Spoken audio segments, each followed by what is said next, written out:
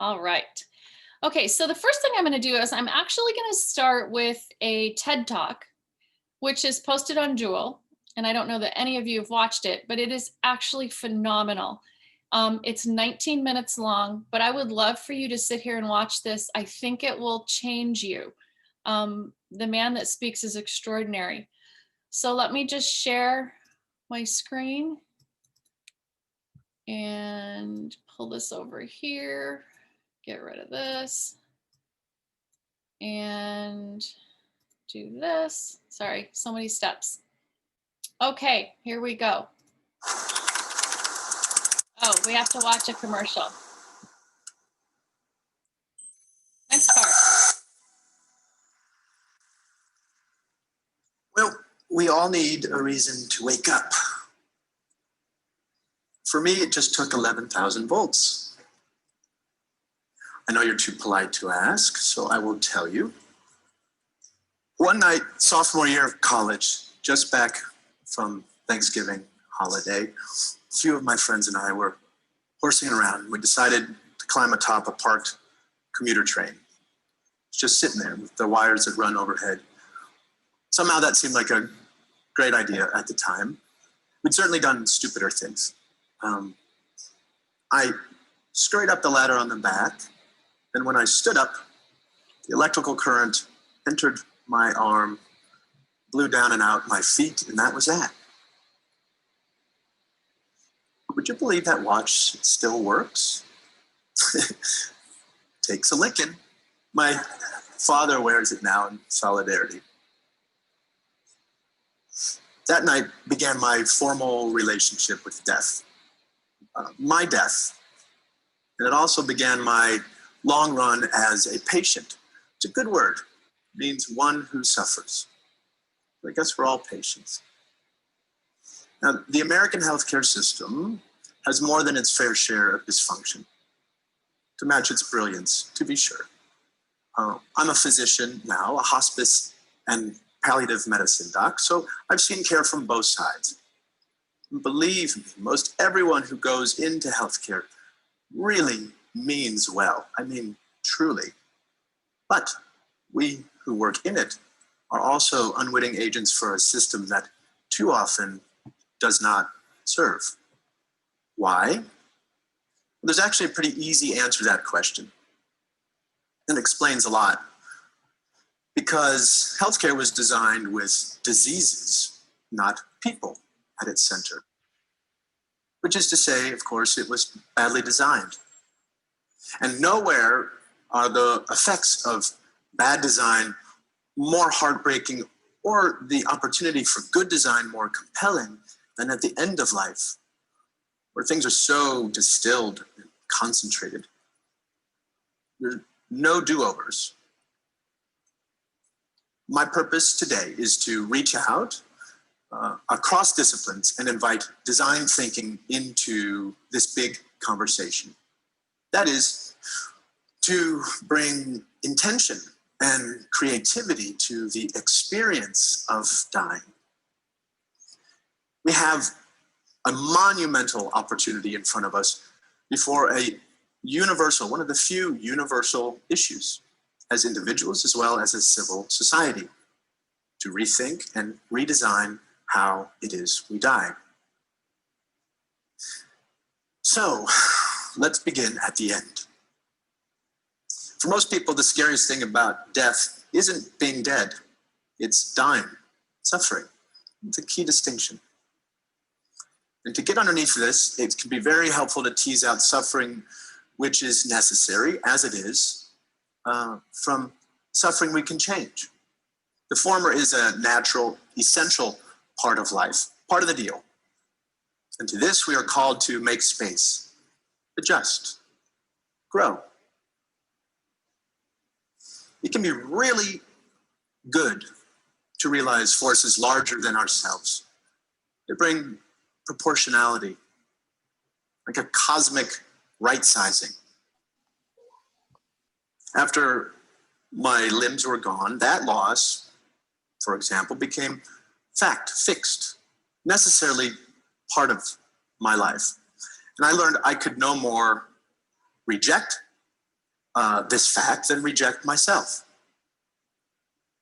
Took me a while, but I'd learned it eventually. Now, another great thing about necessary suffering is that it is the very thing that unites caregiver and care receiver, human beings. This, we are finally realizing, is where healing happens. Yes, compassion, literally, as we learned yesterday, suffering together. Now, on the systems side, on the other hand, so much of the suffering is unnecessary, invented, serves no good purpose. But the good news is, since this brand of suffering is made up, well, we can change it. How we die is indeed something we can affect. Now, making the system sensitive to this fundamental distinction between necessary and unnecessary suffering gives us our first of three design cues for the day. After all, our role as caregivers, as people who care, is to relieve suffering, not add to the pile. True to the tenets of palliative care, I function as something of a reflective advocate as much as a prescribing physician. Quick aside, palliative care, very important field, but poorly understood. While it includes, it is not limited to end-of-life care. It is not limited to hospice. It's simply about comfort and living well at any stage. Okay, so please know that you don't have to be dying anytime soon to benefit from palliative care.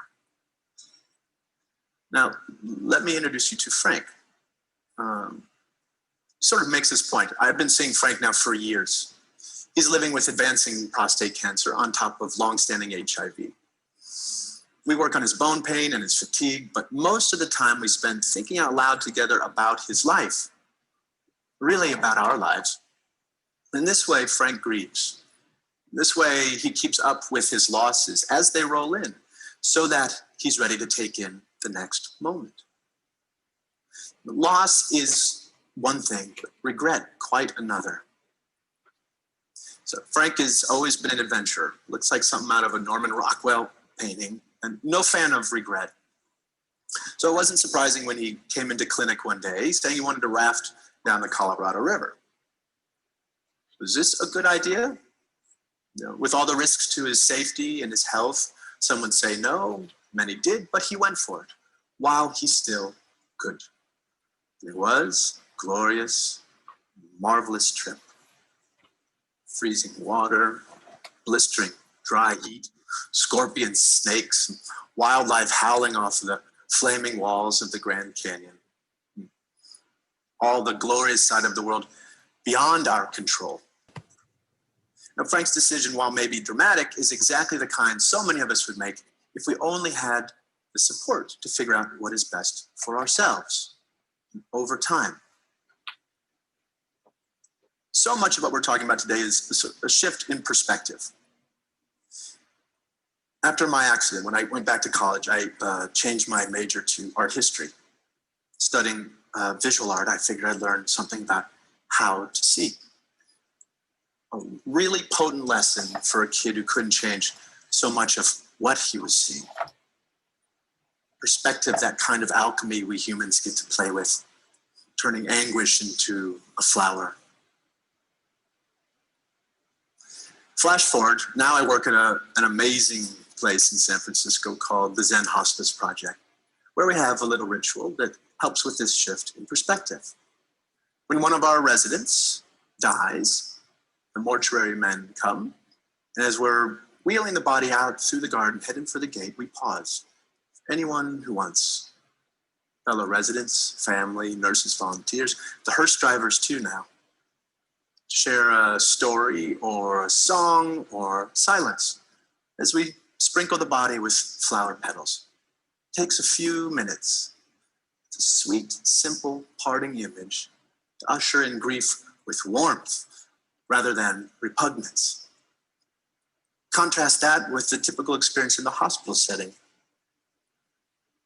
Much like this, floodlit room lined with tubes and beeping machines and blinking lights that don't stop even when the patient's life has Cleaning crew swoops in, the body's whisked away. It feels as though that person had never really existed. Well-intended, of course, in the name of sterility, but hospitals tend to assault our senses. And the most we might hope for within those walls is numbness. Anesthetic. Literally the opposite of aesthetic. I revere hospitals for what they can do. I am alive because of them. But we ask too much of our hospitals. They are places for acute trauma and treatable illness. They're no place to live and die. That's not what they were designed for. Now, mind you, I'm not giving up on the notion that our institutions can become more humane. Beauty can be found anywhere. I spent a few months in a burn unit at St. Barnabas Hospital in Livingston, New Jersey, where I got really great care at every turn, including good palliative care for my pain. And one night, it began to snow outside. I remember my nurses complaining about driving through. And there was no window in my room, but it was great to just imagine it coming down all sticky. Next day, one of my nurses smuggled in a snowball for me. She brought it into the unit. I cannot tell you the rapture I felt holding it in my hand. The coldness dripping onto my burning skin, the miracle of it all, the fascination as I watched it melt and turn into water. In that moment, just being any part of this planet in this universe mattered more to me than whether I lived or died. That little snowball packed all the inspiration I needed to both try to live and be okay if I did not. In a hospital, that's a stolen moment. In my work, over the years, I've known many people who were ready to go, ready to die. And not because they had found some final peace or transcendence, but because they were so repulsed by what their lives had become. In a word, cut off or ugly. There are already record numbers of us living with chronic and terminal illness and into ever older age. And we are nowhere near ready or prepared for this silver tsunami. We need an infrastructure dynamic enough to handle these seismic shifts in our population. Now is the time to create something new, something vital. I know we can because we have to. The alternative is just unacceptable. And the key ingredients are known: policy, education and training, systems, bricks and mortar. We have tons of input for designers of all stripes to work with. We know, for example, from research, what's most important to people who are closer to death: comfort, feeling unburdened, and unburdening to those they love, existential peace, and a sense of wonderment and spirituality. Over Zen Hospice's nearly 30 years, we've learned much more from our residents in subtle detail. Little things aren't so little. Take Jeanette. She finds it harder to breathe one day to the next due to ALS. Well, guess what? She wants to start smoking again. And French cigarettes, if you please. Not out of some self-destructive bent, but to feel her lungs filled while she has them. Priorities change. Or Kate. She just wants to know her dog Austin is lying at the foot of her bed, his cold muzzle against her dry skin. Instead of more chemotherapy coursing through her veins, she's done that. Sensuous aesthetic gratification, where in a moment, in an instant, we are rewarded for just being. So much of it comes down to loving our time by way of the senses, by way of the body. the very thing doing the living and the dying. Probably the most poignant room in a Zen Hospice guest house is our kitchen, which is a little strange when you realize that so many of our residents can eat very little, if anything at all. But we realize we are providing sustenance on several levels: smell, symbolic plane. Seriously, with all the heavy duty stuff happening under our roof, one of the most tried and true interventions we know of is to bake cookies.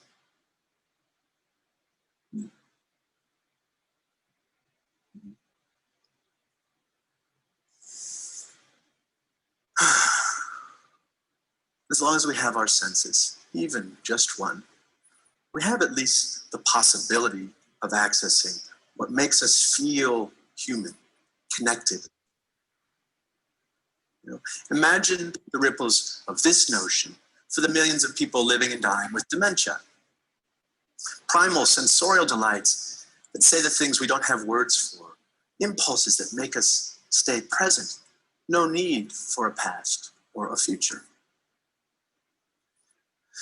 So, if teasing unnecessary suffering out of the system was our first design cue, then tending to dignity by way of the senses, by way of the body, the aesthetic realm, is design cue number 2. Now, this gets us quickly to the third and final bit for today. Namely, we need to lift our sights, to set our sights on well-being, so that life can become, and health care can become about making life more wonderful rather than just less horrible. Beneficence. Here, this gets right at the distinction between a disease-centered and a patient or human-centered model of care. And here is where caring becomes a creative, generative, even playful act. Play may sound like a funny word here, but it's also one of our highest forms of adaptation. Consider every major compulsory effort it takes to be human. The need for food is birth cuisine. The need for shelter has given rise to architecture. The need for cover, fashion. And for being subjected to the clock, well, we invented music. So, since dying is a necessary part of life, what might we create with this fact? By play, I am in no way suggesting that we take a light approach to dying or that we mandate any particular way of dying. There are mountains of sorrow that cannot move. And one way or another, we will all kneel there. Rather, I am asking we make space, physical, psychic room to allow life to play itself all the way out. So that rather than just getting out of the way, aging and dying can become a process of crescendo through to the end. We can't solve for death. I know some of you are working on this. Meanwhile, we can design towards it.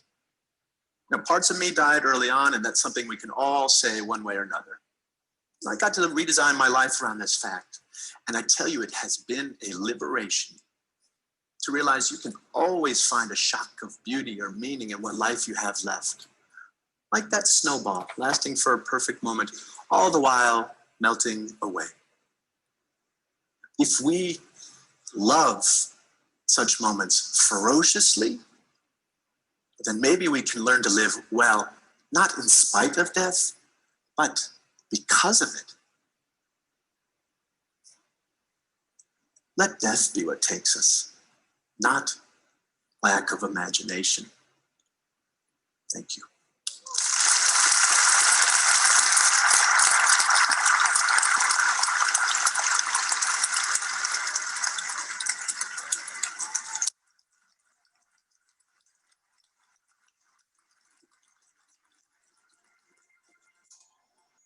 As cars start to become more autonomous. Stop. Oh my goodness. Okay.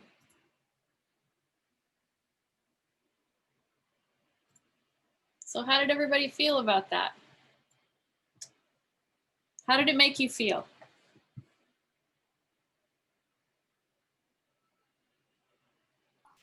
Sad. Did it make you feel sad? A little bit. I really like how he said that it's not the death we fear, it's the fear of dying, and it's something. Okay, so it's the anticipation of death, not death itself. Anybody else? How did it make you feel?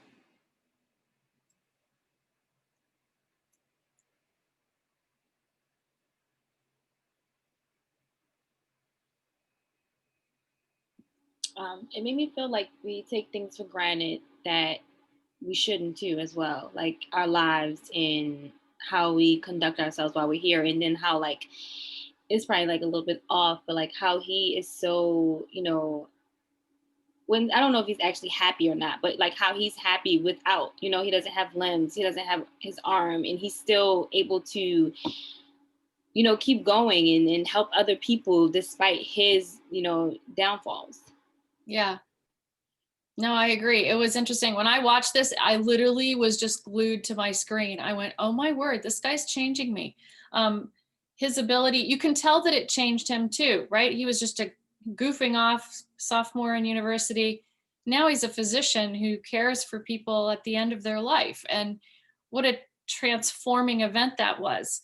So let me ask you another question. How might just watching this impact the way you care for patients as a nurse, or the way you think about it?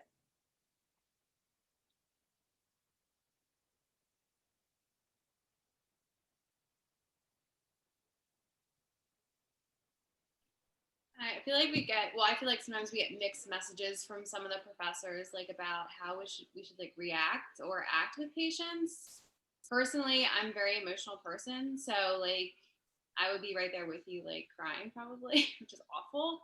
But hearing him talk about the snowball like made me feel like, okay, so maybe sometimes it's okay to remember that, you know, yeah, we're nurses, but we're also, you know, with them there too in that moment. And we're also people, and we all want to experience similar things, especially when you're in a situation where you physically can't. So it was nice to kind of get that back. For sure. So remembering that we're humans before we're nurses. Anybody else?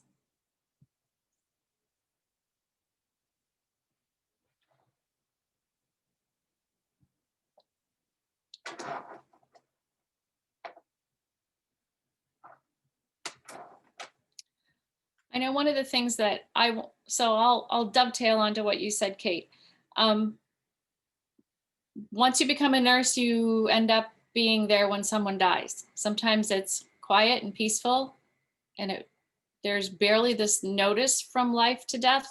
And other times it's horrific and traumatic and aggressive and all of the things you don't want it to be. And sometimes it's unexpected. And sometimes you end up in a puddle on the floor, sitting outside a patient's room, crying. Sometimes you end up with your arms around a family member crying, and that's okay. You have to gauge this balance between being a human being, having profound empathy, and being a professional and getting on with it. And so there's not one right way to do this. You'll find that you get caught in a circumstance where a patient has died and it overwhelms you. And then you'll start to learn how to deal with it. And I don't know that you'll learn how to deal with it until that happens. Even if you've lost family members, it's just a really interesting path to take when a patient is dying, and you know that you're there as a professional and you have to support this, and yet your humanity shows through. It's interesting. I don't know, Professor Green, do you have anything to add to that? You don't have to, I'm just curious. No, I don't know. I just feel a lot of emotions when I reflect. This makes me reflect on the experiences I've had with patients who have passed away. And I think that, you know, sometimes it sounds terrible, but it's easier than others. Sometimes you, make connections with people more than you do others. And I think as a nurse, I always have to like compartmentalize suffering. And that sounds really terrible, but sometimes you're doing things to people that hurt them that in the end is like futile. Like it's not necessarily going to help them. You feel like you're only hurting them. And I think that that's something that I struggle with a lot. We don't use palliative care or hospice nearly as much as we should where I work. And nurses have actually been huge advocates the past couple years of pushing for hospice and palliative care for patients and educating patients on it, because it's so hard to watch suffering and feel like you come into this profession to help, and sometimes you just feel like you hurt, and that's overwhelming for a lot of people. So I know one of my remedies is pushing and advocating for hospice and palliative care measures when I feel like what we're doing is just only causing harm. Thank you. That's true. Just because, well, we'll talk about that. We're actually going to talk about some more of that as we get into the content. Does anyone else have anything else they'd like to add to this before we go through our presentation?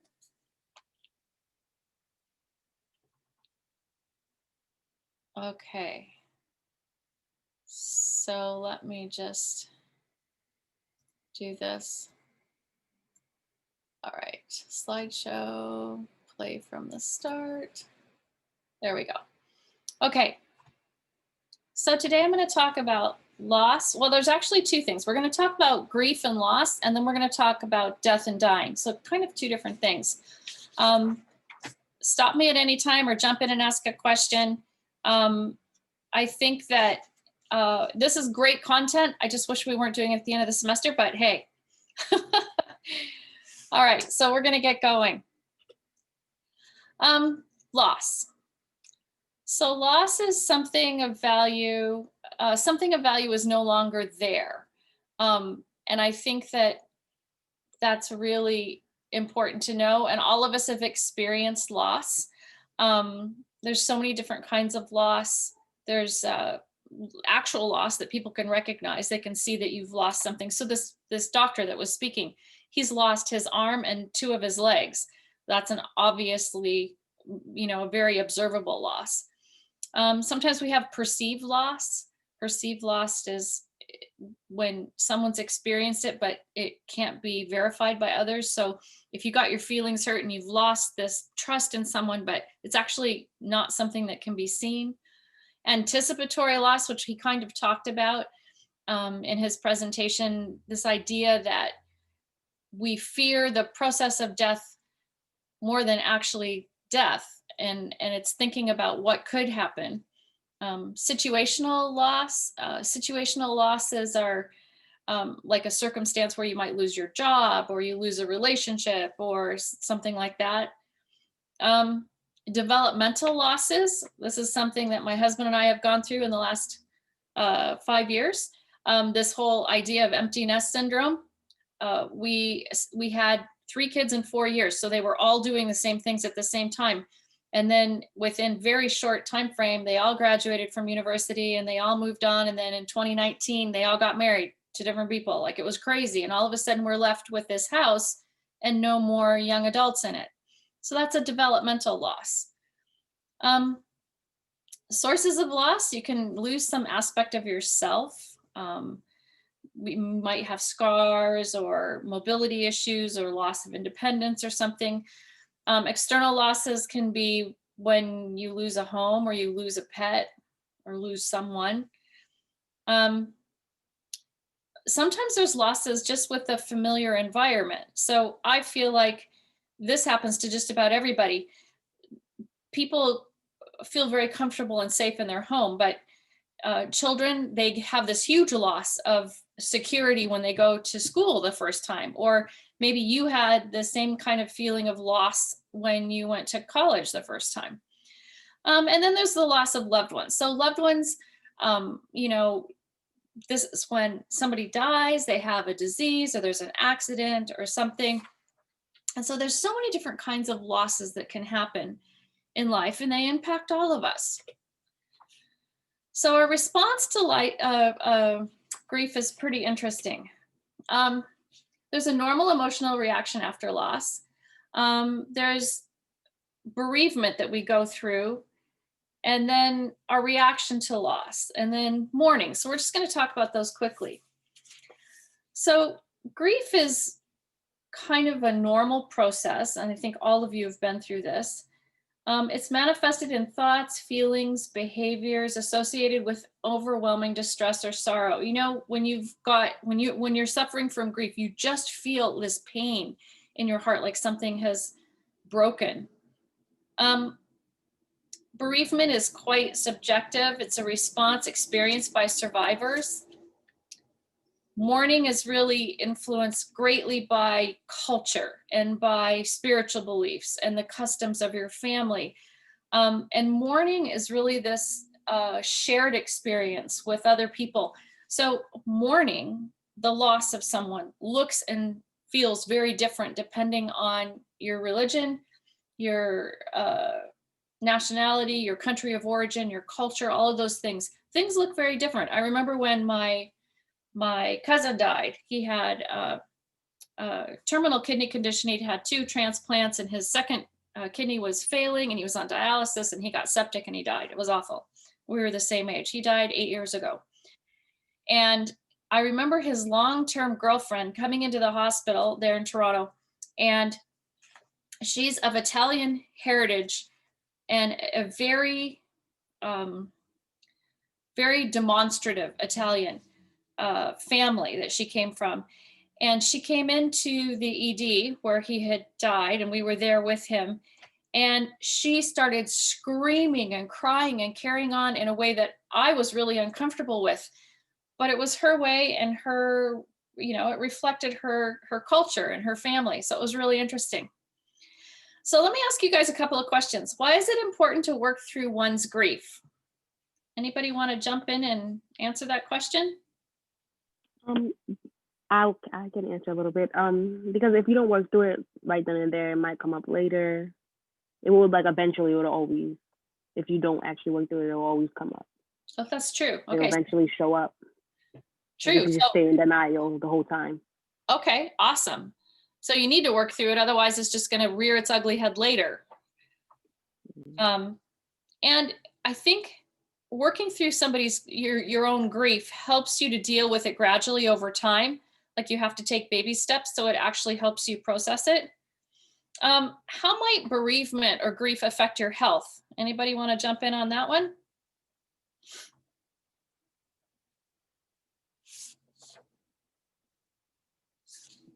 I feel like if you either like stay in this like period of grief and don't work through it, like it can negatively impact your health. Like you might, because like that whole thing about like stress response, going back to that, and just how your body just is going to deteriorate over time. My great grandmother actually just passed a couple days ago, and they sold her house. And we think that is why she passed away, because they took her out of her house, and it was like the last thing that she like had to herself. So we think like she was like just overly grieving the house. So yeah. Oh my, so brokenhearted. Yeah, definitely like died of a broken heart for sure. God. That makes me so sad. It is really sad, but yeah. Great time for this lecture. Oh, it is perfect, sadly, for this lecture. I think this whole idea of grieving can really impact your health, much like stress last week. I know that if people are grieving, sometimes they gain a lot of weight or they lose a lot of weight.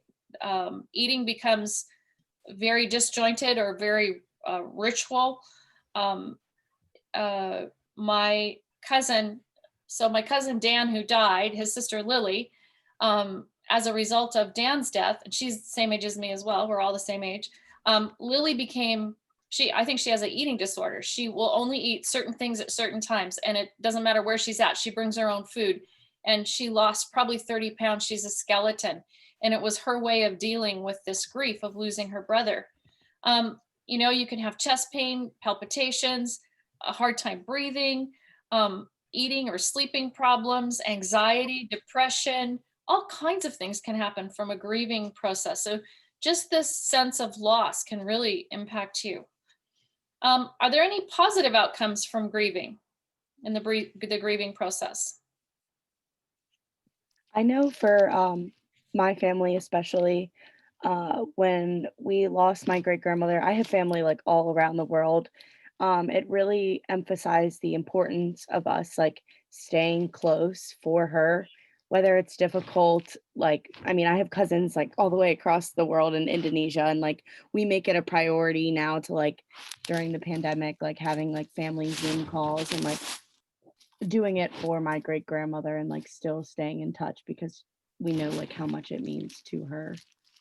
Okay, so this is really like a value. It's added value to your family, and all of a sudden you've gone, none of us are around forever. We need to spend more time together. We need to put aside differences. We need to celebrate together, um, and really prioritizing family. I think the other thing it does, thank you for saying that.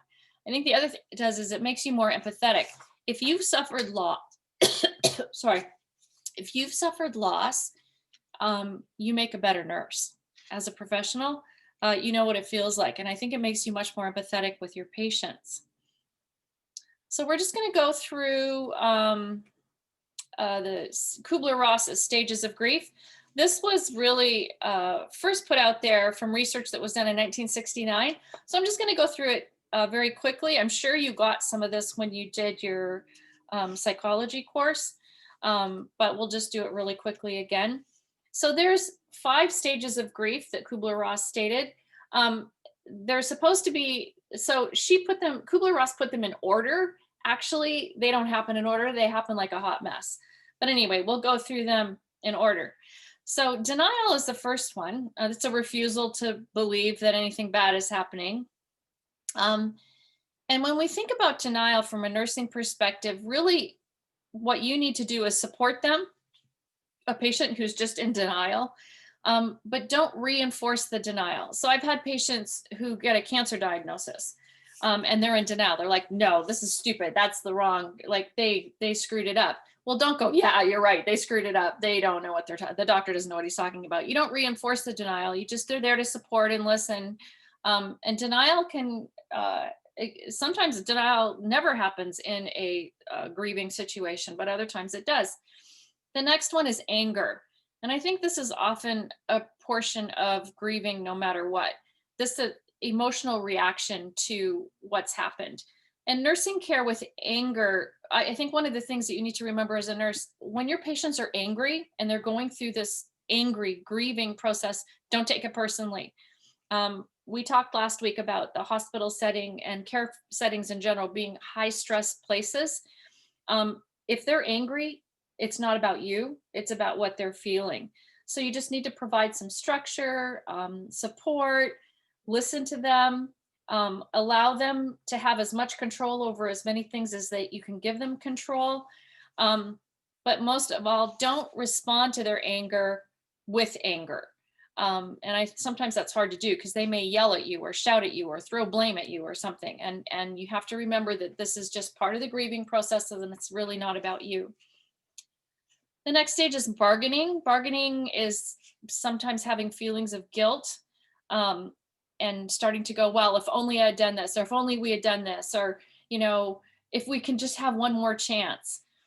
And bargaining can really be difficult, especially when family situations are complex. And so oftentimes nurses will end up just listening. And that's probably one of the best things you can do when you've got a patient who's in this bargaining phase, is just listen attentively, nod your head, be there with them, encourage them to talk about their guilt, their fear, their regrets, all that kind of stuff. And this is really a good time to offer spiritual support if your patient or family members are have a faith, a persuasion, and just do that to help them deal with their guilt and their frustration. And then depression. I think a lot of people have experienced not maybe severe depression, but some kind of depression after a loss. When you just get into this profound sadness and nothing is funny and nothing is joyful anymore. And I think we need to allow people to be there and just listen and be with them. Having someone present is often really supportive when someone's very depressed. And just to sit, hold their hand, listen quietly, nod your head. I've sat with a patient's family member before for 20 minutes and listened to them talk, and I never said a word. And when they were done, they were so grateful, and they're like, "Thank you so much for talking to me." And I'm like, "I didn't talk at all. I just sat there." But it's something that's really, really, really important. And then acceptance is the last stage. Coming to terms with the death, engaging in new activities, living with the consequences of this, trying to make plans and move on.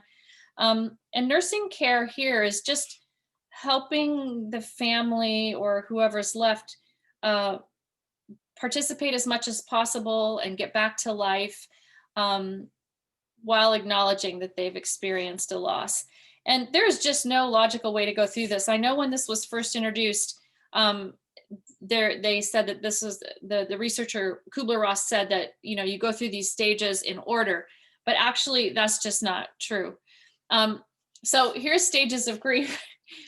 So you can see we have loss and hurt, and then we go through all these stages and all this orderly grieving. And then this is really what it looks like.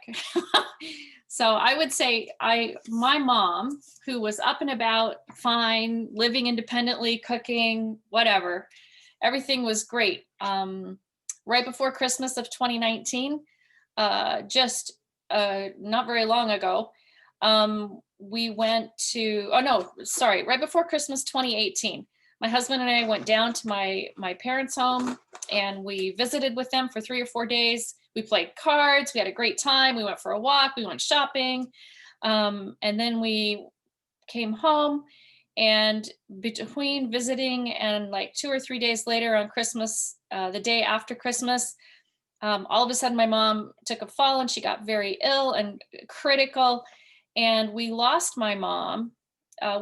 She went from being up and about and just fine, we went shopping, to dying in early January. So it was we had like 8 days from when she got sick until when she died. It was just like this unbelievable set of events.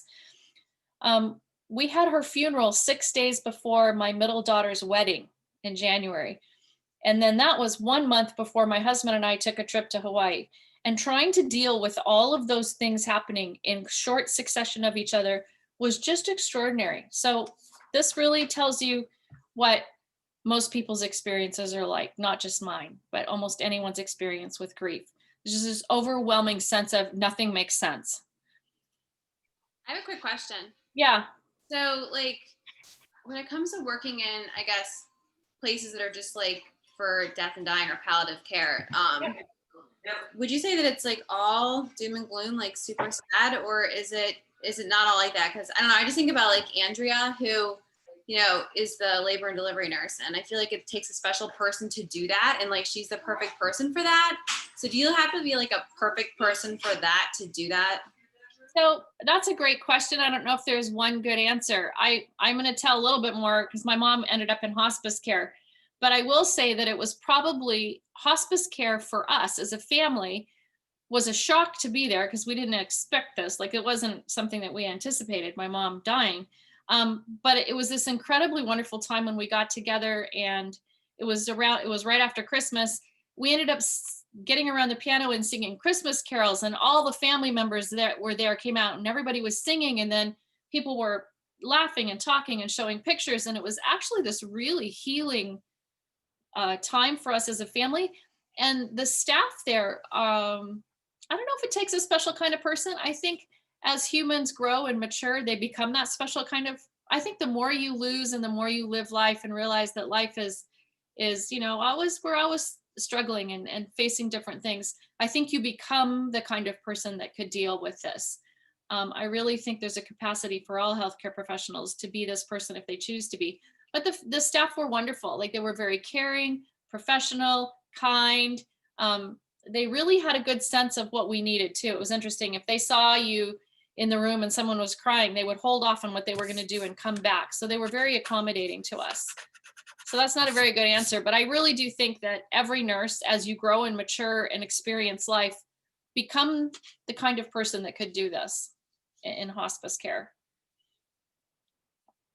I don't know if that answered your question. Thanks. So factors influencing grief and loss. So we have age. The age of the person that you lost. If you lose a child is different than if you lose an elderly parent. I mean, the loss is still there, but you never anticipate losing a child, but a parent, you know, is probably going to die before you do. The significance of the loss, how it influences your life, your culture, how grieving takes place in different cultures is a huge influence on how you'll deal with it. Your spiritual beliefs, so the rituals and the meanings and the things that you do around death and dying will really impact that. The gender, so the social expectations of genders are really different depending on what culture you come from. Socioeconomic status, so really the ability to have a big funeral or a very small funeral, or, you know, money actually, especially in North America, is hugely a part of grieving, because, or when someone dies, because you need to have a funeral, and funerals are expensive. The support system around the person, you know, if there's a big support system or if there's not. And then the cause or loss of the death. So in my mom's case, it was very sudden. We didn't anticipate this. There was nothing leading to this. So sometimes you have, my father-in-law died a year and a half ago, and his death was expected. Everyone was sad that he had died, but kind of breathed a sigh of relief because he had been so chronically ill for so long. Whereas my mom was just sudden. So if you have a sudden loss or an anticipated loss, it really changes how you grieve. Assessing loss and grief.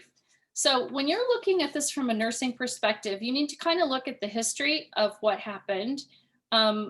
Like, is this a succession of losses for this person? Is it the first loss?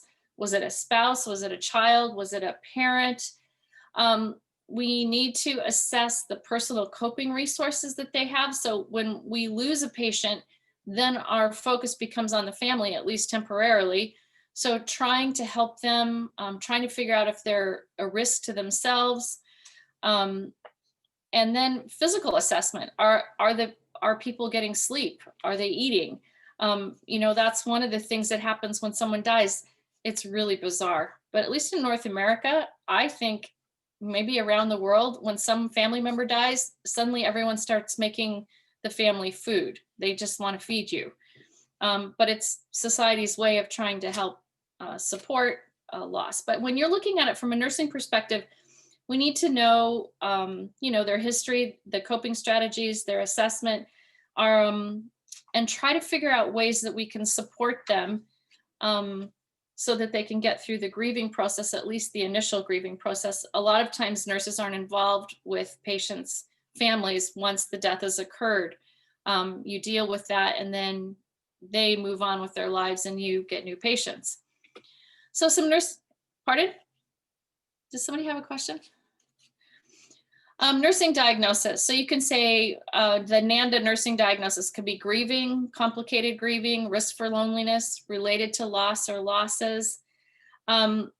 There's Ingle, and I think in one of your textbooks, Ingle has 6 stages of grief called shock and disbelief, developing awareness, restitution, resolving the loss, idealization, and then outcome, which is really, this is very clinical. Then there's another author called Saunders, and they have 5 stages of grief.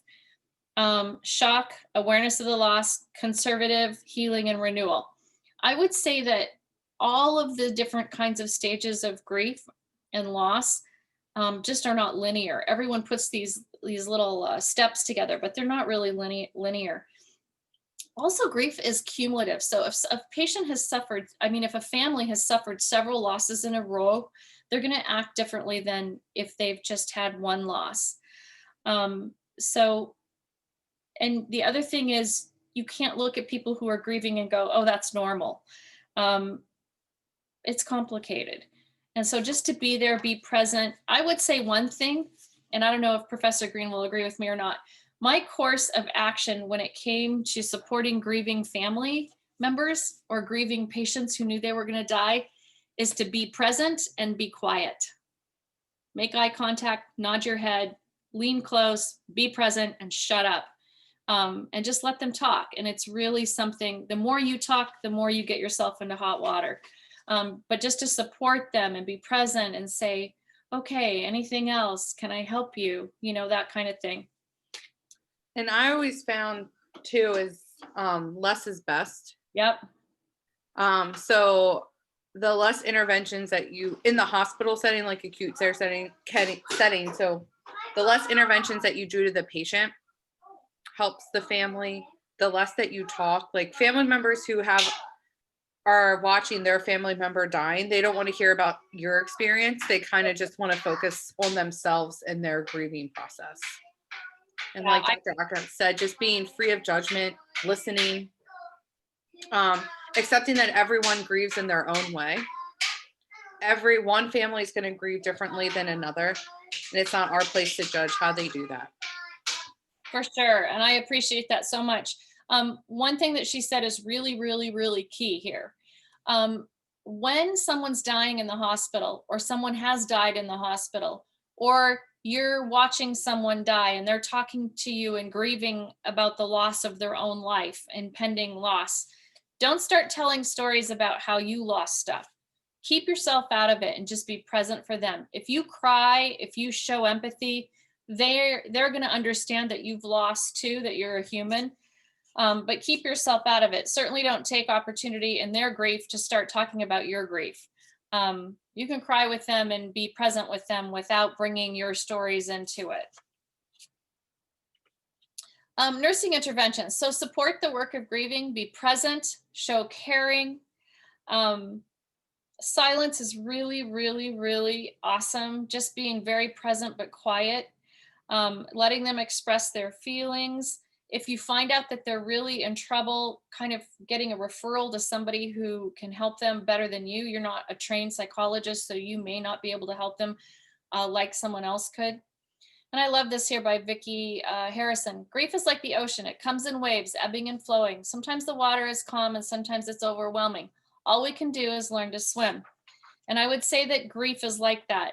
Grief rolls over people and it becomes unbearable, but usually right after unbearable is better. And so it's important to be with the patient while we're going through that horrible chaos of grieving, because out of that usually comes a bigger calm. So that's kind of loss and grieving in a nutshell. Does anybody have any questions before we go on to death and dying?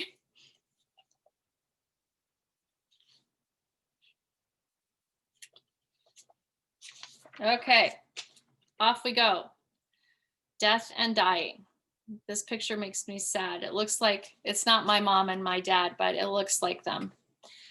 Okay, care of the dying patient. Too many patients die an undignified death with uncontrolled symptoms. And there's a real reluctance, like this physician that you heard earlier in the TED Talk, there's a real reluctance to diagnose dying and just be okay with it. But we know that everyone dies. So there's our society right now, unlike society at any other time on the planet, we exist in a time when medicine has given rise to endless interventions. And my question is always, just because we can doesn't mean we should, right? Just because we can do this and prevent dying and do all these cool things, why should we? It's humans die. Like, why can't we just honor death and give a dignified death instead of intervening? And I think that that's a really important question to ask. So if we do not identify that patient is actively dying, if we do not identify that the patient is actively dying, the patients and families can sometimes be unaware. So that's really, really worrisome. Symptoms often are not managed well, and CPR may be initiated inappropriately. So this is one reason why code status is so important in a hospital or an acute care setting. We don't want to do CPR on someone who's already made the decision to be a do not resuscitate and to let the death and dying process take place. So sometimes patients aren't aware of what's going on, or family members aren't aware of what's going on if we just deny that death is actually happening. So it's important for us to acknowledge it. And I think it's getting better I think every year we're getting a little bit better at this. So supporting dying patients. Sometimes we're discontinuing inappropriate drugs. So if we've got drugs that we're giving them for a cancer treatment, but they want to let it go, then we would stop chemo and radiation. We're going to give medications for uncomfortable symptoms, so pain management. Subcutaneous medications may be an alternative. So sometimes we'll give them subcutaneous injections, or we may even put patches on them for pain management. Making sure that they have fluids and hydration. Doing mouth care. Oftentimes people that are really in active stages of dying are not eating anymore, but doing good mouth care is important. Keeping patients dry and comfortable. A lot of times patients, as they're starting to die, become incontinent. So we need to make sure that we keep them dry. Discussion of patient wishes related to a code status. We need to know what code status patients are. We try to establish that early on in admission, and then referral to a hospice if necessary. And these are very controversial issues. Giving food and fluid seems like something that is just normal for everybody. And yet sometimes when someone's dying, that's actually something that just doesn't happen anymore. And it's difficult to deal with. So let's talk about the difference between palliative care and hospice care. So both palliative care and hospice care provide comfort. Palliative care may begin at diagnosis and during treatment, and some people who have palliative care are really getting pain management care, and they recover and leave care. So palliative care doesn't necessarily mean something that's happening as a patient's dying. It is sustained care during a crisis, often having to do with pain management. And then sometimes patients would die and sometimes patients recover. Hospice care begins when active treatment of a disease is stopped and it's clear that the person's not going to survive. So I'm going to use my mom as an example again. And I'm just being very transparent here because she's a great example. So my mom was up and about. I told you about this, and then she had this fall, and then all hell broke loose, and she just went into respiratory failure and kidney failure. She was on oxygen at 15% via a mask. Her cardiac condition was all over the place. It was like all hell broke loose when this happened to her. She lost her ability to swallow, and she had been in mild dementia state before, very pleasantly, and it just threw her for a loop. It just completely made things so much work. So we decided to move into hospice care with her. And so that was the beginning of her end. So in hospice care, once you hear that someone's in hospice care, we know that they're going to be dying. That's kind of acknowledged. Hospice and palliative care. So we're going to talk a little bit more about this. So hospice care, usually there's a terminal prognosis of no more than 6 months. So we're really looking at treating the symptoms of what's going on and no longer treating the disease. So if someone has cancer, we're no longer treating the cancer, we're just giving pain management. Family becomes a really big part of that care. And we know that a hospice patient is not going to survive. They're on their way out. My mom was admitted to hospice care and she was gone 8 days later. Usually hospice patients, they usually don't survive for 6 months. Palliative care, care of the dying or very ill client to improve the quality of life. The focus is on symptomatic care with treatment interventions and focus on a quality of life. So unlike hospice care, which is end of life, palliative care is often end of life, but it can be in the middle of something, and then patients can recover at times. So we're really looking at a more, not too much more aggressive, but a different kind of focus. So our nursing focus when we look at hospice or palliative care is on their ADLs, their pain, their respiratory rate, their anxiety, psychosocial issues, making them feel safe, making them know that we're here. My mom got very confused and she was very short of breath, but she was very confused as to where she was and what was going on. And she was alert for the first couple of days. Well, not that alert. And she would go, whose house is this? And she was really, she just needed to be comforted and she needed to be she needed her anxiety reduced. And so that's really a big part of what the nurses do too. So let's look at this one. So palliative care and hospice care have some things in common: comfort care, a reduction of stress, offering complex symptom relief, physical and psychosocial relief. If you look at palliative services in the United States, these are paid by insurance or yourself at any stage of a disease process, same time as curative treatment, and typically it happens in a hospital. So in the United States, it typically happens in a hospital, apparently. But in Canada, that's not true. Patients who are in palliative care in Canada, there's actually lots and lots of palliative care facilities that are outside of hospitals. So if a patient goes into palliative care, they're moved outside of an acute care hospital into a palliative care facility, which I thought was interesting that here, a lot of palliative care is still happening in the hospital. Hospice care paid by Medicare or Medicaid or insurance is usually what we talked about in the previous slide for patients that have a prognosis of life for less than 6 months. It excludes curative treatment. So we're not trying to cure anything now. We're just trying to comfort them and keep them comfortable. And wherever the patient calls home. So hospice care can take place. The United States actually has some really beautiful hospice facilities where patients go to die a dignified death. And in Canada also has hospice care facilities outside of the hospital. So withholding or withdrawing treatment is a really big deal for healthcare workers. I think when you always want to help people, your focus is on making people better.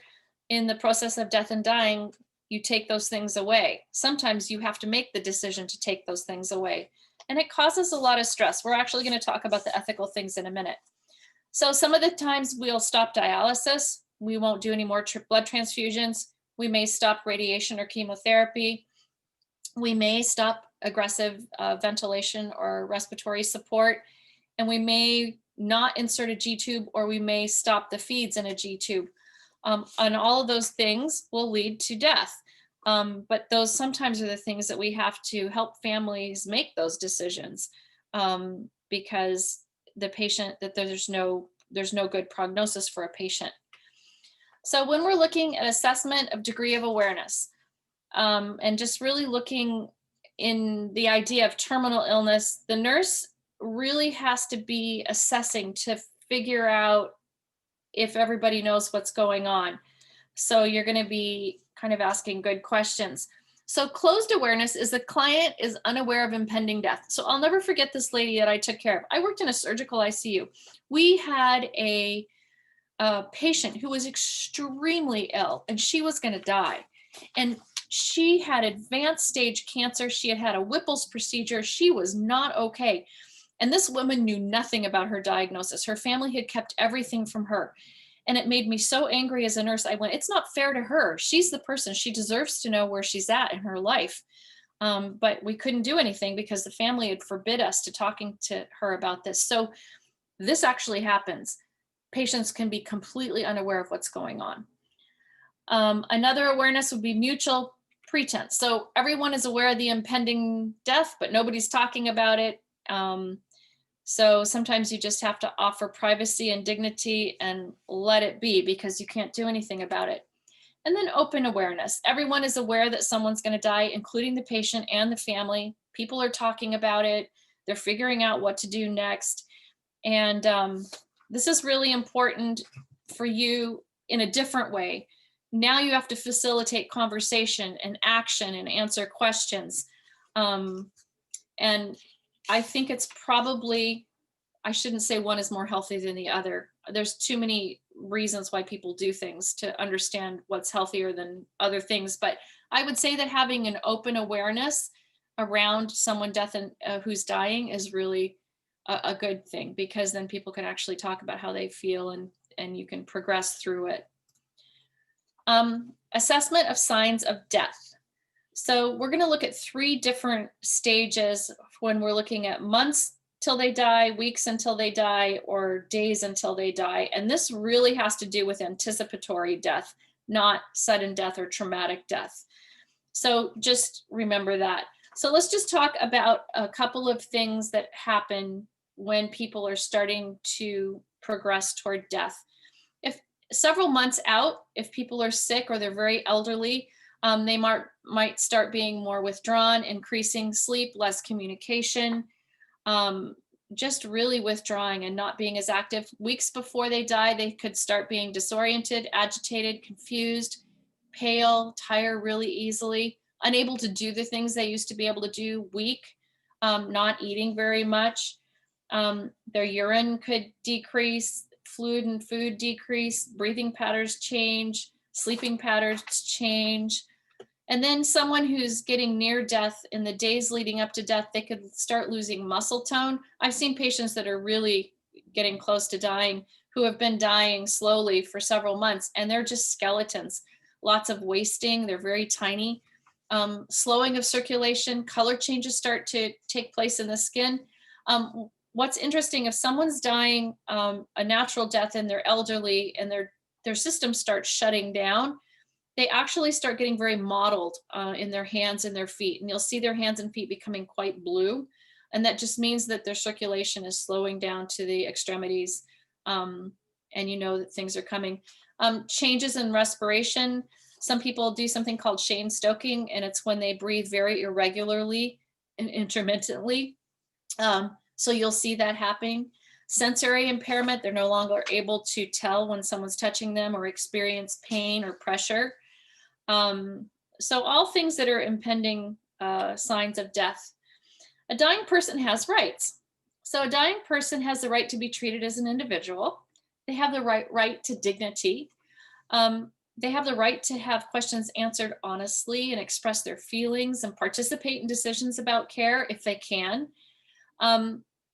They have the right to continued active compassionate care. Just because they're dying doesn't mean you can suddenly be very callous and awful. You have to be kind to them. They shouldn't die alone. They should be free of pain and discomfort, and they should die in peace and in dignity. So this is one of the things that bothers me the most about a critical code incident in the hospital, and you will all see this. Patients have the right to die with dignity. In an emergency, when we do a code blue and we're doing CPR and aggressive respirations and medication administration, or when someone has had a traumatic event or an accident or something, and we're all intervening, the patient has no more dignity. I mean, it's chaos and craziness, and no one's really worried about dignity and pain relief. We are causing pain when we're doing aggressive CPR and interventions. And if the patient dies, it always makes me feel like we've robbed them of their last dignified moments because we've been so aggressively treating them. The dignity has been the least of our priorities. And it always makes me feel bad for the patient. I mean, I feel bad that a patient dies, but it used to really, really upset me that somehow they had lost their last moments of dignity because of us intervening so aggressively on their behalf. So things that we just need to think about. Pain management and hospice. So Albert Schweitzer once said, pain is a more terrible lord of mankind than death itself. And this is true. So here's where I want to talk about the ethical issues related to pain management and hospice and death. And this will become an ethical issue for all of you. So pain is something that still remains undertreated. There's research that says anywhere from 30 to 40% of people with pain aren't managed properly. Interestingly, research in the United States says that the minority groups, racial groups are undertreated for pain management, which is horrific. And up to 86% of people are not treated appropriately when they're having cancer pain.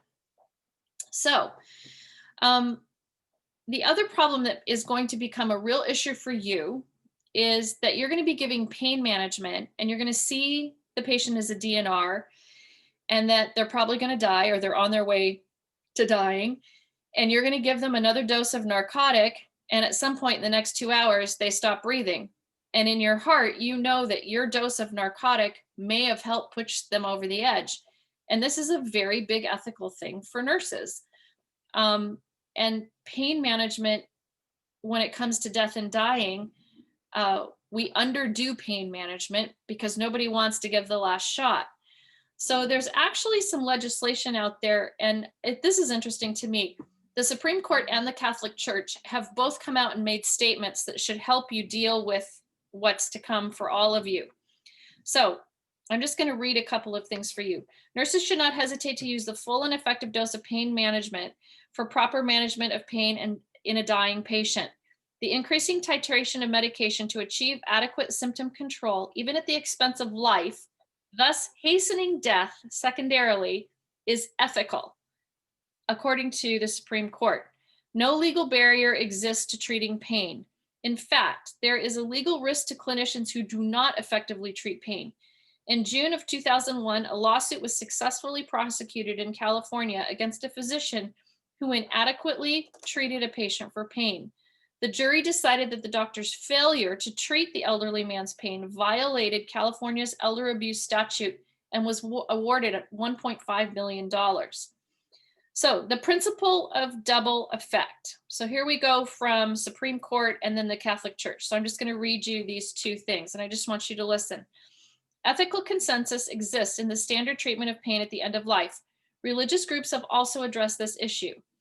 The Catholic Church states, even if death is thought imminent, the ordinary care owed to a sick person cannot be legitimately interrupted.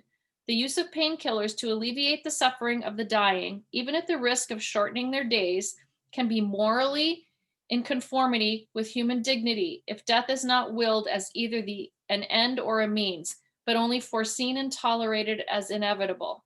Palliative care is a special form of disinterested charity. As such, it should be encouraged. Thus, the position of the Catholic Church and the Supreme Court is that aggressive treatment of pain at the end of life is legally and morally acceptable, even if death is hastened, provided the intention of the action, so giving the narcotic, is to relieve pain and not to cause death. This is the principle of double effect, a concept that originated in the Catholic Church. This principle stipulates that the action taken, giving pain medication, is morally good or neutral. The intended outcome, relief of pain, is important enough to justify the unlikely but possible bad effect, which would be death, and effects are undertaken to minimize risk of the bad effect, and that the unintended effect is not the means to achieve the desired effect. I know that's a lot of words. Basically, what it's saying is you as a nurse can give the narcotic, which may or may not stop the patient from breathing and end up hastening their death, but you can do that within the structure, ethical and moral structure of healthcare, because you're giving them pain management and you're helping them deal with pain. I have given more than once a dose of narcotic that I think perhaps was the dose, and it haunts you and you grapple with it and you wonder if you were the one, if that dose was the dose that made them stop breathing. But within our healthcare statutes, both from the Supreme Court and several religious organizations, they've actually created something so that a structure that I believe is a moral and ethical truth, in that covering pain is necessary. I don't know, Professor Green, how do you feel about that? It's always something that bothers me. I've done it once, and I think personally, it's tough to say. It's not that it didn't affect me, but I almost felt a sense of relief, like for the patient.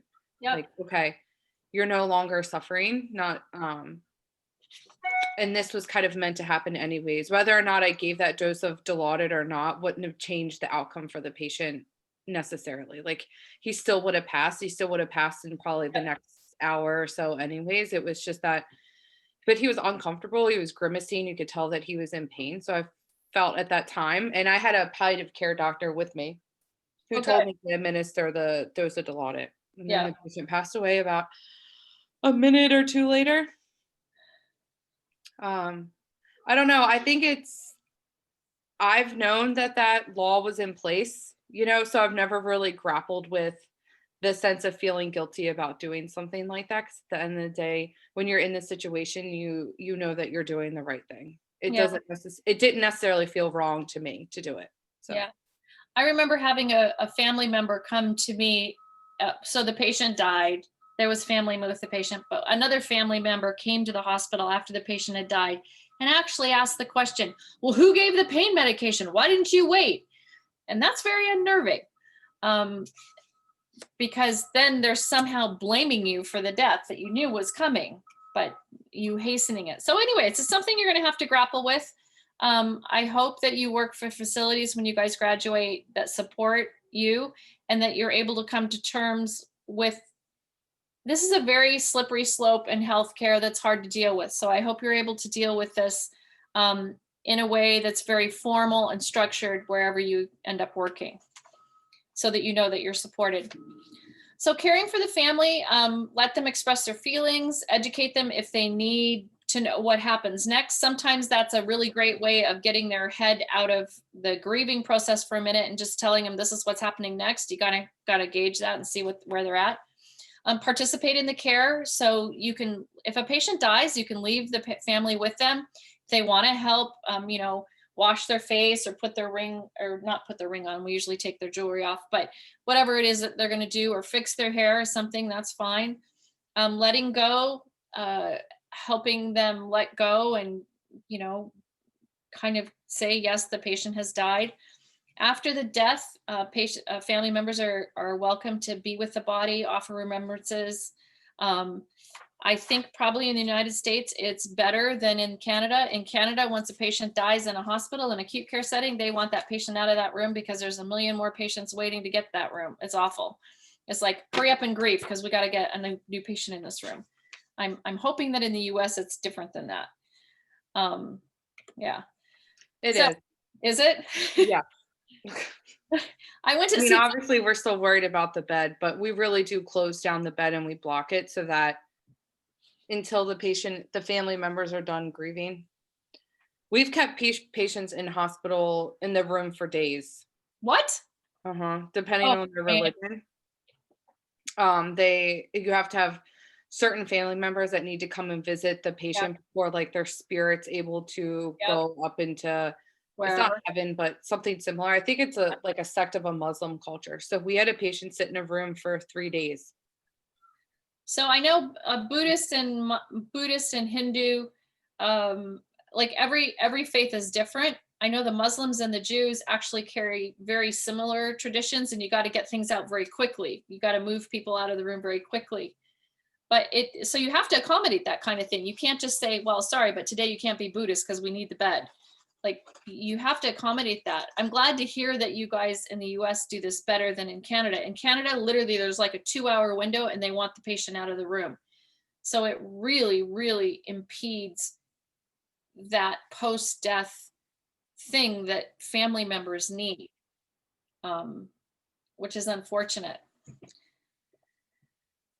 3 days? You let a patient lay in the room for 3 days?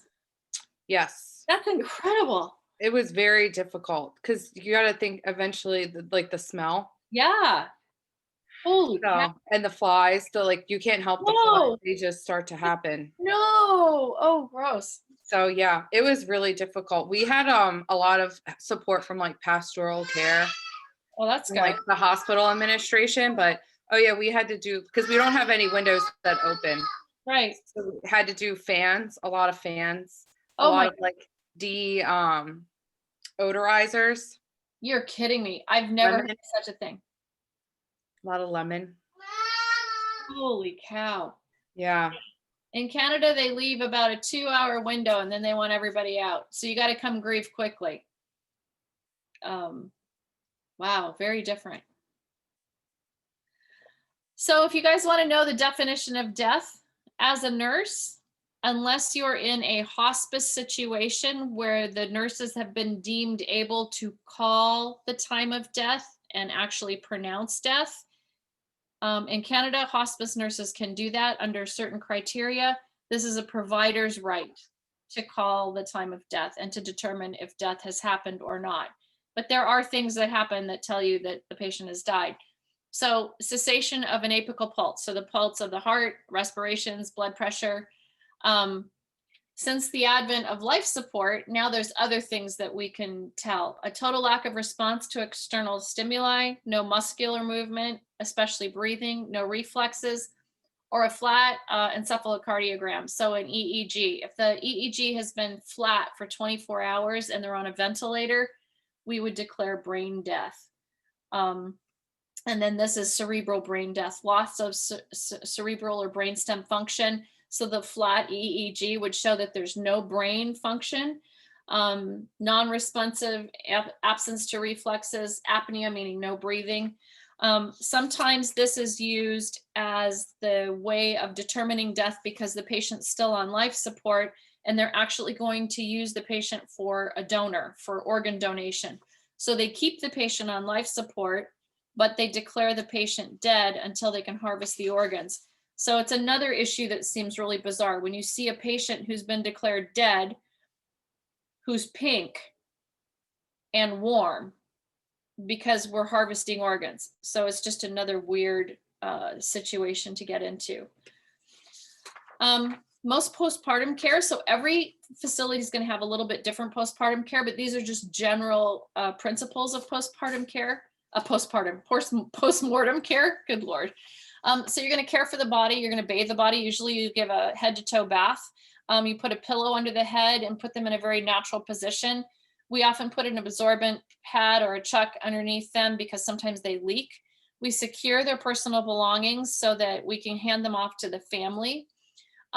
We prepare the family for the appearance of the patient. So you would tell the family as they're coming in, the patient's lying on their back quietly. They may feel cool when you touch them.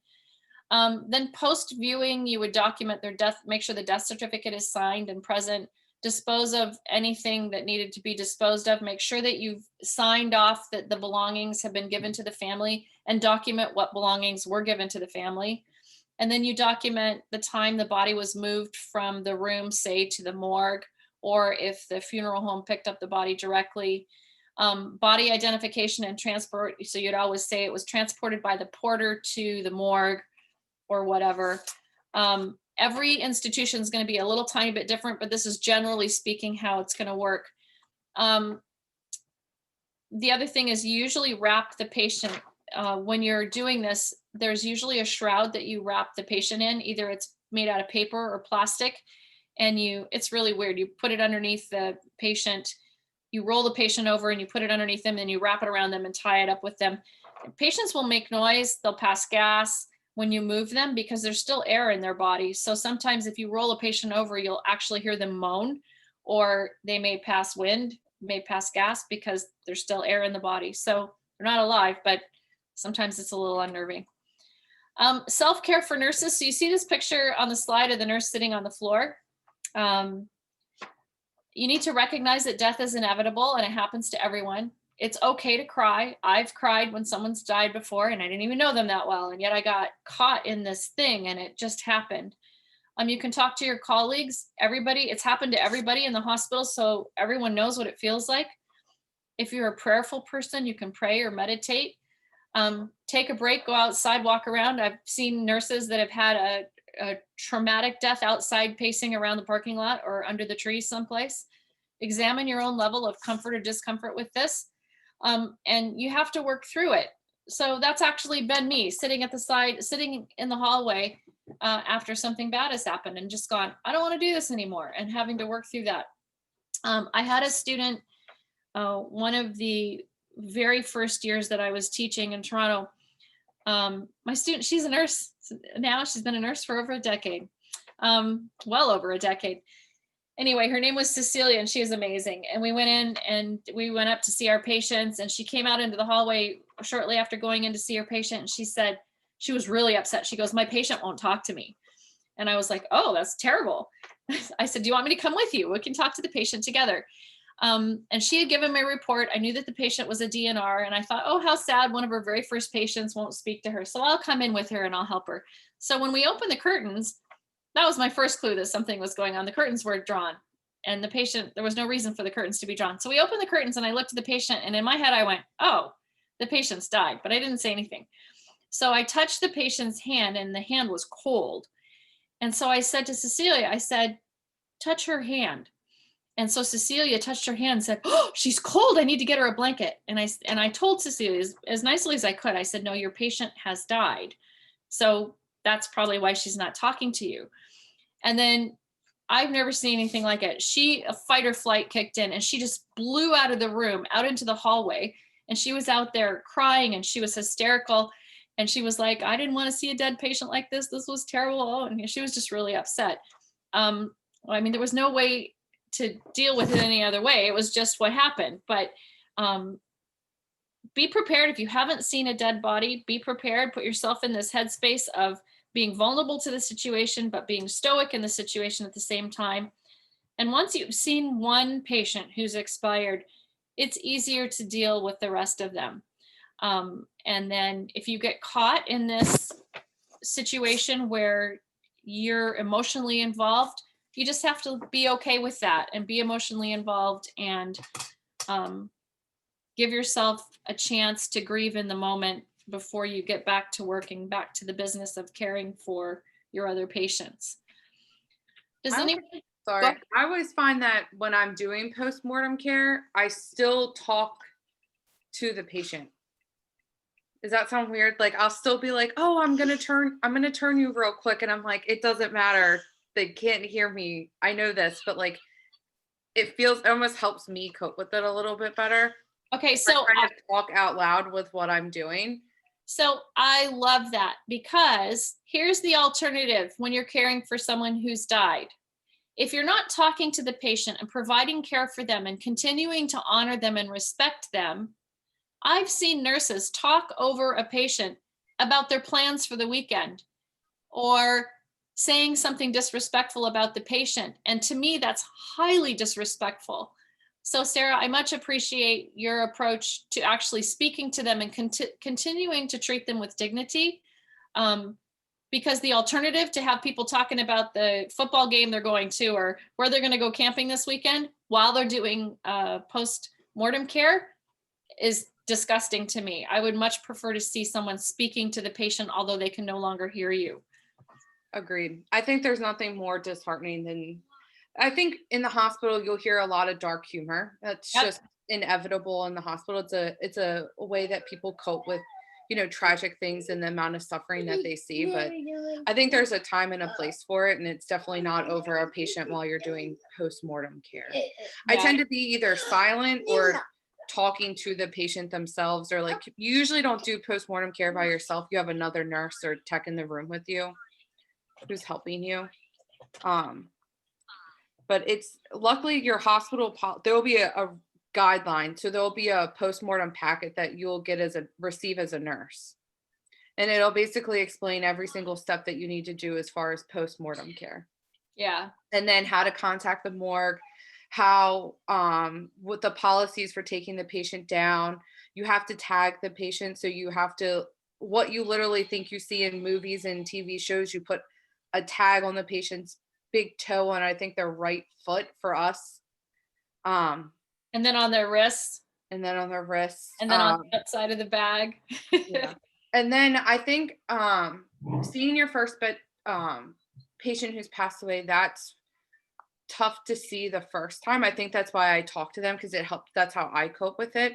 But also prepare yourself mentally.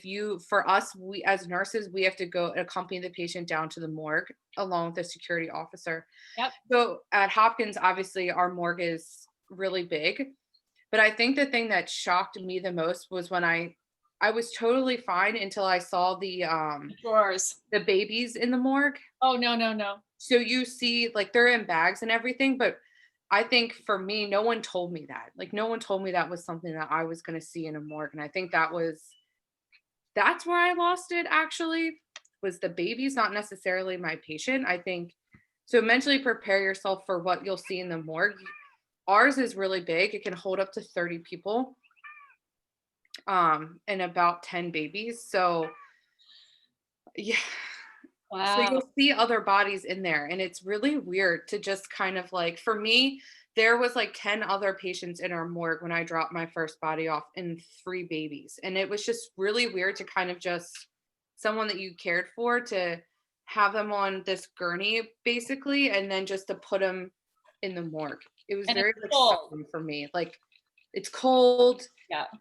Everything's wrapped up and it just feels so final almost. And the other thing that really bothers me is when you put a shroud around a patient the very first time, it takes all your discipline to cover their face with a shroud. It's actually, I think, inherently human to uncover someone's face. And so it's hard to put plastic or paper over someone's face. That's very difficult. Now, it's interesting, Professor Green, that you say that you can see people in the morgue. In Canada, that's not the case. In Canada, the morgues are all drawers. So when you come into the morgue, it's cold. It's a freezer. It's a big freezer. But there's a bank of doors, of these boxed style drawers. And the gurneys that they bring the patients down in raise up or down, and they have a slate that comes out of the drawer. Put the patient on that, put them in the drawer, put them inside the drawer and shut the door. So when you come down to the morgue, you have no idea who's there. You have no idea if there's other bodies there or not. Everyone is behind a drawer. So it's interesting that you guys have an open morgue. In Canada, you don't have an open morgue. You can't see any bodies.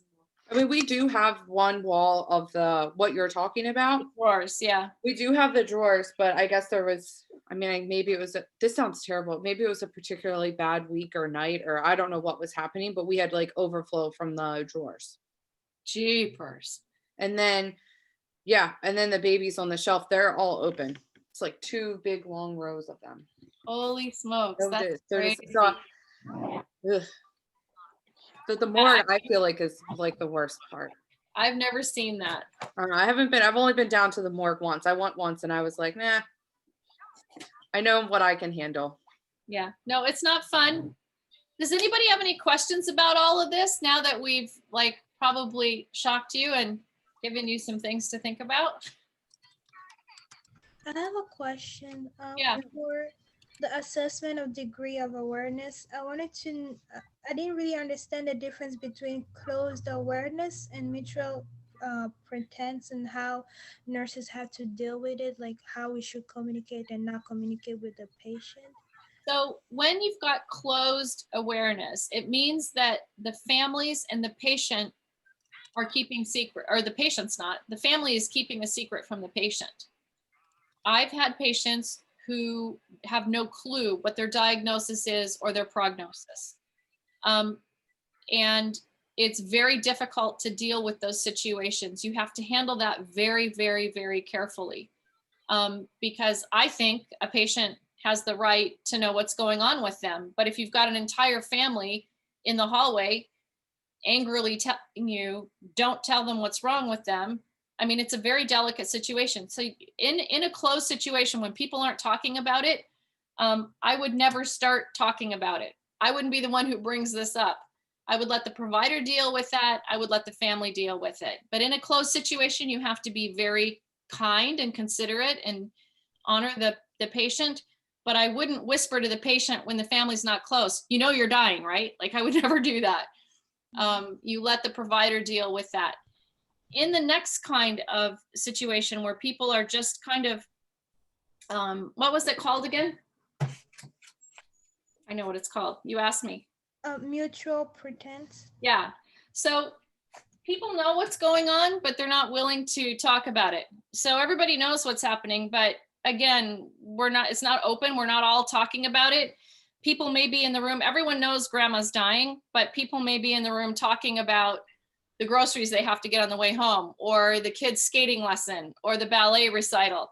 And it's, again, this opportunity for you to be very, very cautious and not jump in there and say, hey, we got to talk about this patient dying. Like, that's not your role to start that conversation.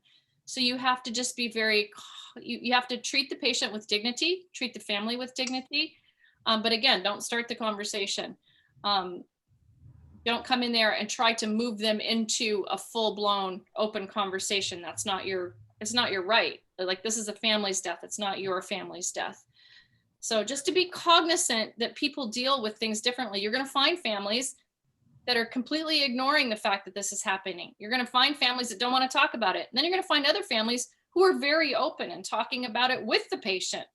So just being respectful to the people that you're caring for and remembering this isn't your choice. Does that help, Princess? Yes, that helped. Thank you. Any other questions?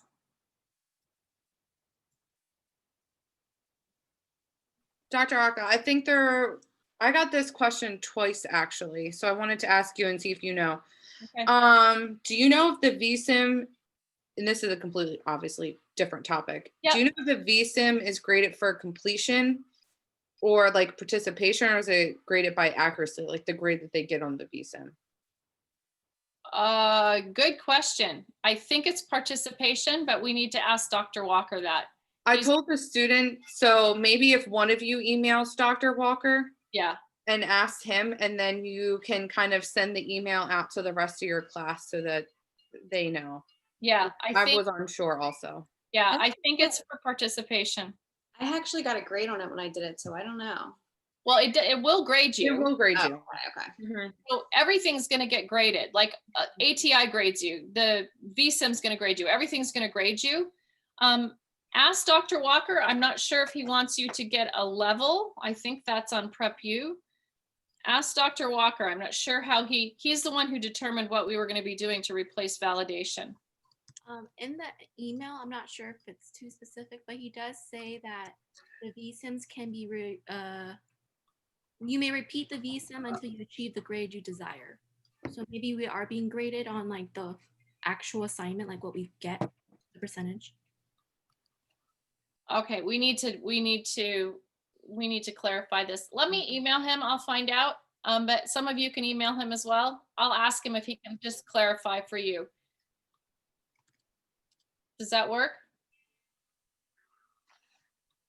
Okay, I see thumbs up. Any other questions? It says in the email from Dr. Walker, you can repeat the VSIM as much as you want until you achieve the grade you desire. It's just due on November 30th. All right, so we need to know if we're grading, if we're taking your grade, or if we're just taking participation. I'll ask him that. That's not clear from that email. Professor Green, I'll copy you on that when I email him right after we get out of class. I'll see what he says. Okay, great. Either he'll let you know or I'll let you know. Does that work? I'm sorry, guys. Too many questions. I mean, too many unknowns.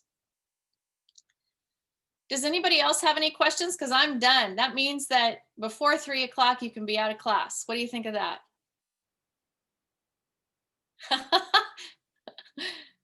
Okay, if there's no more questions, then I will see you next week on Monday at 1 o'clock. Don't expect marks back for your patient reports for probably about a week and a half to 2 weeks. We're trying to get them all done before we release the marks, just so you know, okay? Bye, Elle.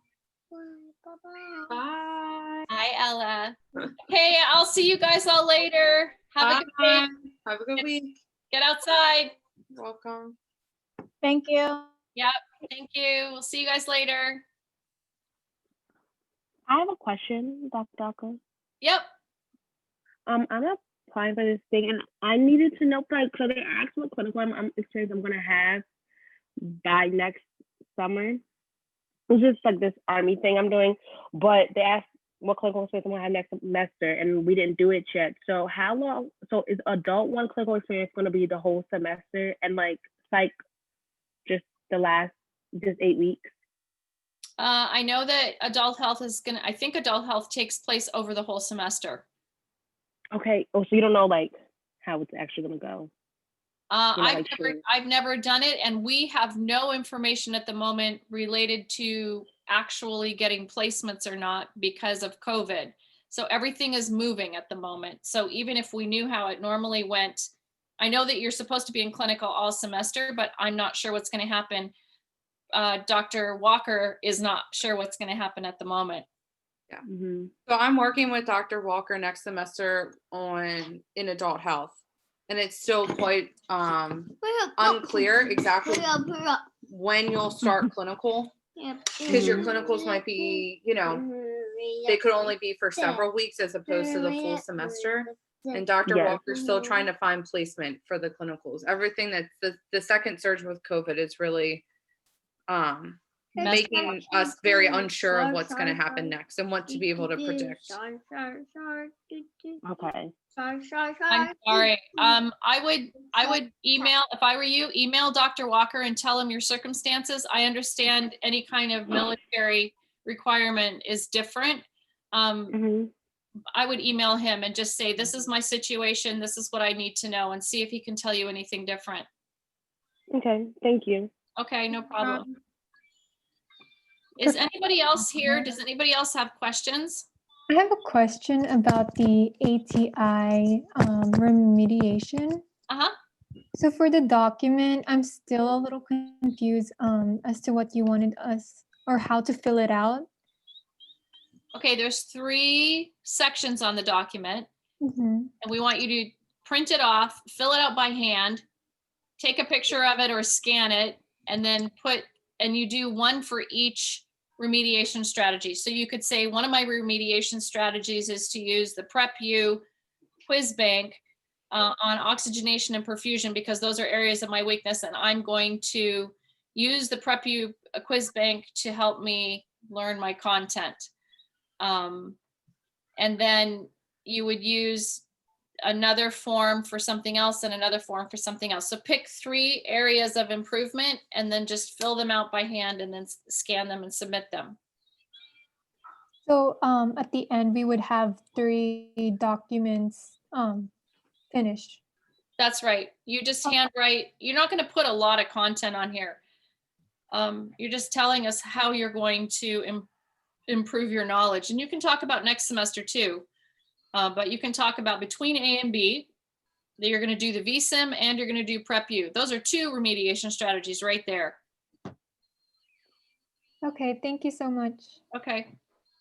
Does anybody else have questions that's here? No, you just answered my question. Thank you. Okay, good. Anybody else still here that needs an answer to a question?